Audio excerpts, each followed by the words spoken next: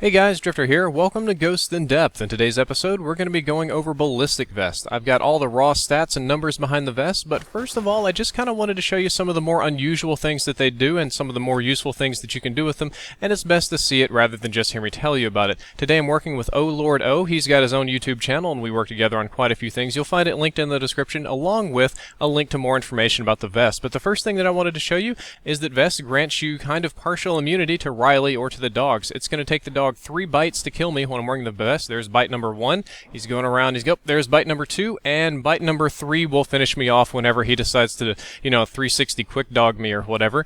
However, if I had full health and I actually wanted to kill him, I can knife the dog in 2 hits. So if you have a full ballistic vest, you can just knife the dog and you don't have to worry about it. The next thing I'm going to show you is that the vest actually protects you against explosives. Oh Lord O is going to throw an IED inside of this door here, kind of around the corner like most people would do, so that when you walk by you wouldn't see it and it would blow you up. Now normally this would kill me. I'm not wearing, grenade resistance or anything, but because I have a ballistic vest on, it keeps me alive. And the last thing I'm going to show you is very impressive. C4 is an extremely high damage explosive, probably the highest in the game.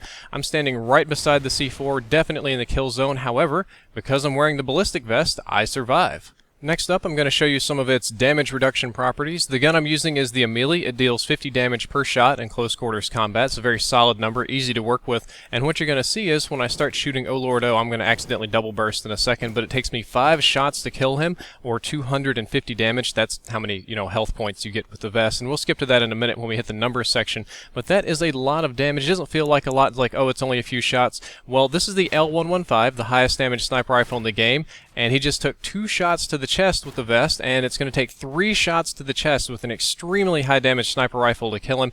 When it comes to some of the smaller guns, they're going to be more like, Skittles or marshmallows you're throwing at people. I'm using the K7 submachine gun here, which is one of my new favorite weapons I've been playing with a lot. I think I just kind of like the iron sights. However, at long ranges where it's dealing its minimum damage, look how many times I have to shoot him to kill him with the vest. He's just soaking up these bullets. I don't think all of my shots hit, but I killed him in about, 16, 17 shots. That's just nutty.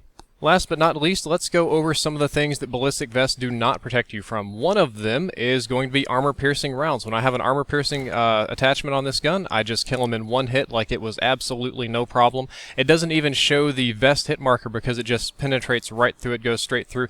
The vests do not protect you from headshots. Any damage that you receive to the head, and that's also explosive damage, if you're have your face in the IED or something, that'll blow you up and kill you. So if you want to kill vest users, throw your IEDs on the ceiling so it'll blow down and hit them in the head.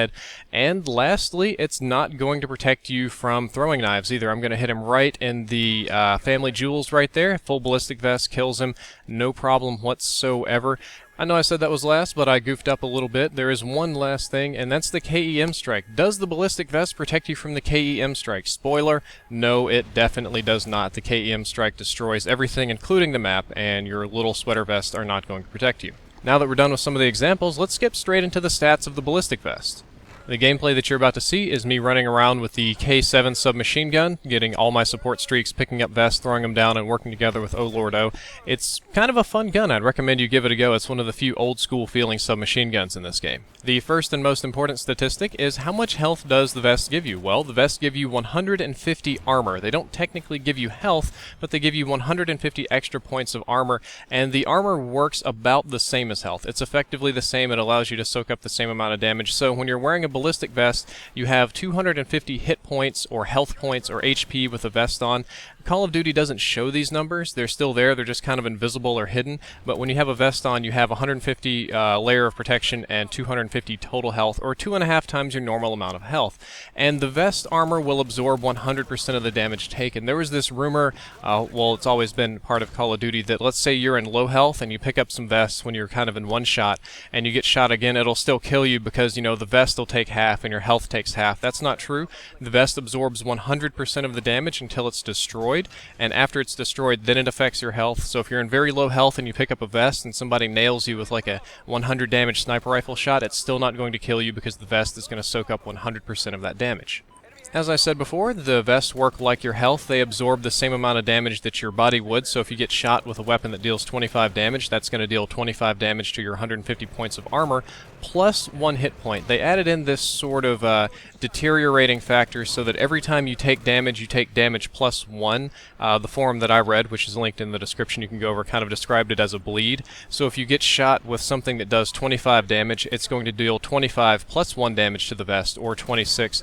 In all practical terms, this isn't going to make very much difference, but I thought that I would include it. So the formula for damage to vest is damage taken plus 1 health point or hit point, or whatever you want to write. Not particularly complicated there.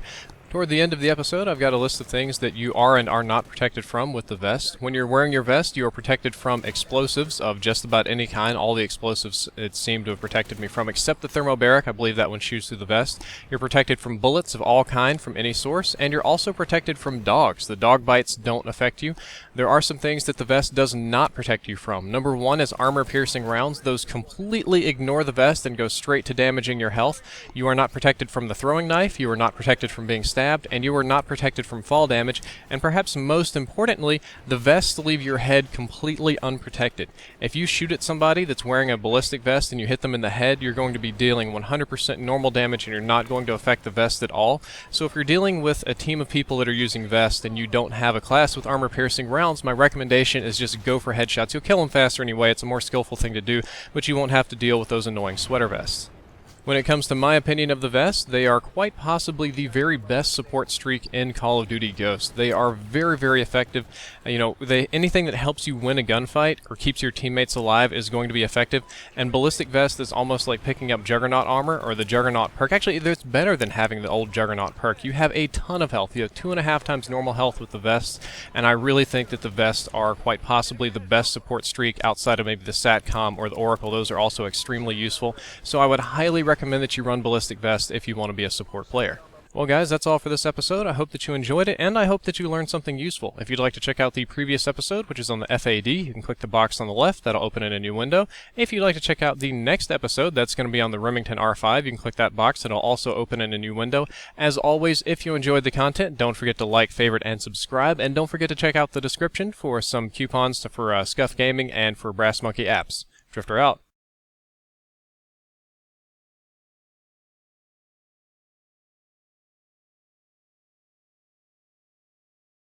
Hey guys, Drifter here. Welcome to Ghosts in Depth. In today's episode, we're going to be talking about big floppy penises. Penises everywhere, going in and out of Jessica's ears because she can't focus on what she's writing.